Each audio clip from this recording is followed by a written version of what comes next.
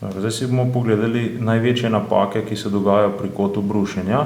Prva napaka je pogosta pri brušenju z obema rokama, ko pilo zaradi premoči leve roke ne vodimo ravno, ampak v polkrogu, zato pride zob zaokrožen. Druga napaka, ki je vidna na tem zobu, je napaka, ko je kot brušenja prevelik, kar lahko vidimo tudi glede na črtico, ki označuje kot. In pa še tretja napaka je tukaj, ko smo naredili takole močan kot.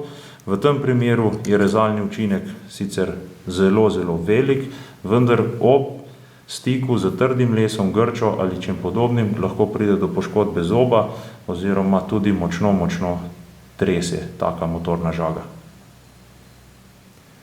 Na tem zobu pa se lepo vidi napaka, ko držimo pilo prenizko.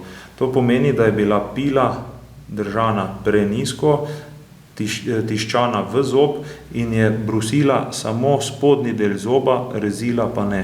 Tak zob imenujemo tudi orlovski kljun.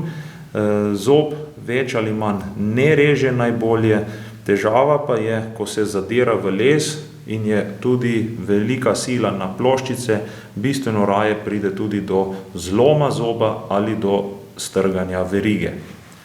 Druga težava, ki se tudi pogosto pojavlja, pa je težava, ko imamo verigo brušeno tako, da je pila držana previsoko, kar pomeni, da je bila pila previsoko, je gledala več kot milimeter iz zoba. V tem primeru je bočni kot prevelik in v takem primeru motorna žaga zopet ne reže.